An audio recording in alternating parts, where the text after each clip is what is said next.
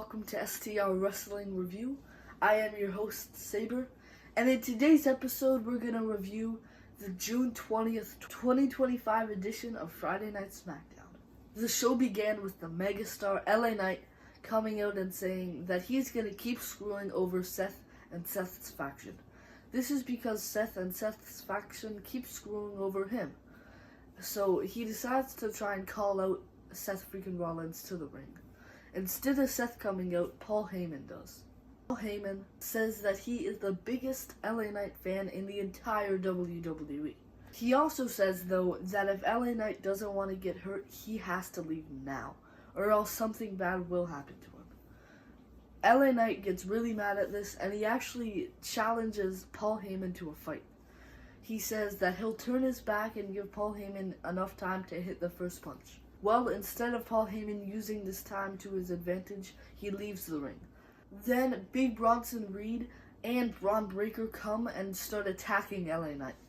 LA Knight has a chance, though, to grab a steel chair to fight them off. For the first match of the evening, in a Queen of the Ring semi-finals match, we saw Asuka face Alexa Bliss.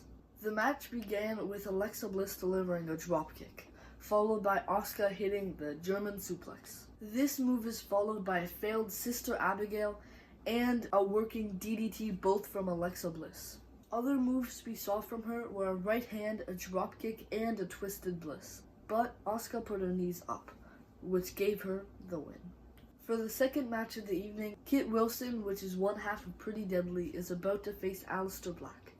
But before Aleister Black can even get in the ring, Ron Killings comes and starts attacking Kit Wilson. Ron then calls out for John Cena to come, but he doesn't, so he keeps attacking Kit Wilson. In a backstage moment directly after this, Aleister Black asks Ron Killings why he interrupted the match. Ron Killings answered him by saying it had nothing to do with you.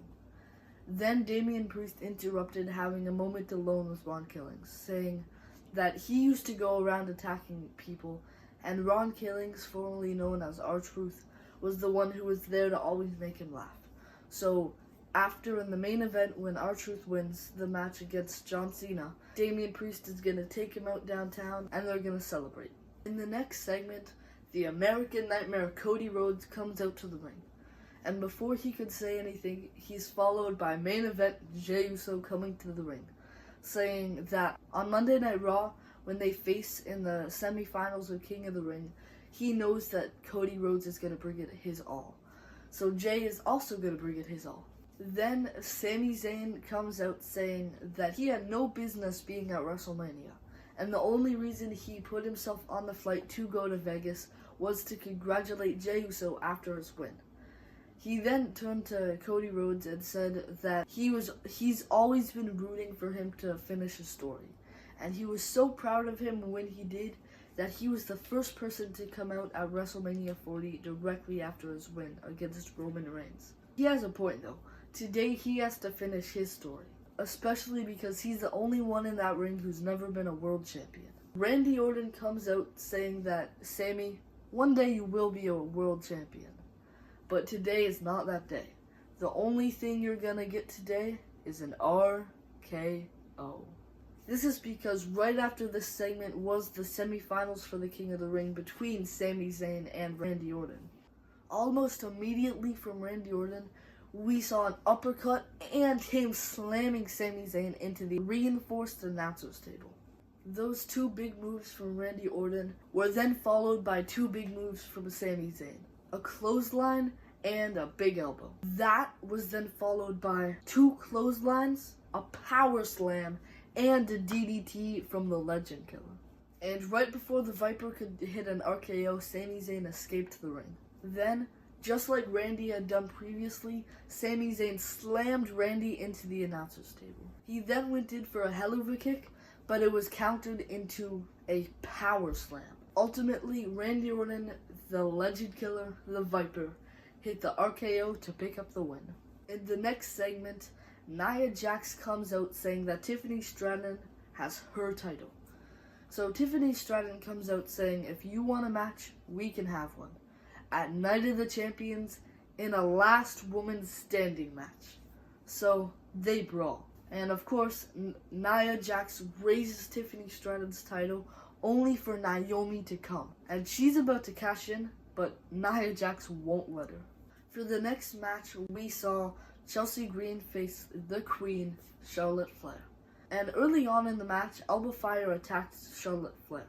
And at one point, Green actually jumped on Flair's back. And for the second time, Alba Fire tried to distract Charlotte. Of course, Chelsea took advantage of this going in for a pin, but Flair kicked out at 2.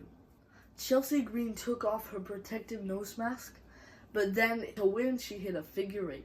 Right after her win, Piper Niven and Alba Fire start attacking Charlotte Flair. But Alexa Bliss comes out to fight off the Secret Service. The craziest moment in that segment was when we saw a Sister Abigail to Chelsea Green. In the end of that segment, Alexa Bliss put her hand out to try and shake the Queen's hand. But Charlotte Flair just walked away and ignored her. In the next crazy segment to top that, Solo Sikoa comes out saying he feels horrible and terrible about everything that happened.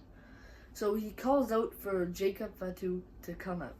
After Fatu comes out, Solo says that he wants to move forward. This is what family does. They argue, but they always make up. He brings up the fact that he was the one who brought him into the WWE.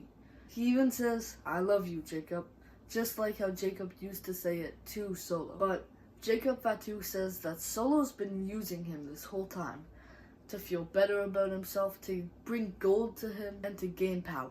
Jacob says that the real problem that's pulling them away from each other is the US title. So he offers a match between them. But Solo tries to throw in a punch, and Jacob blocks it.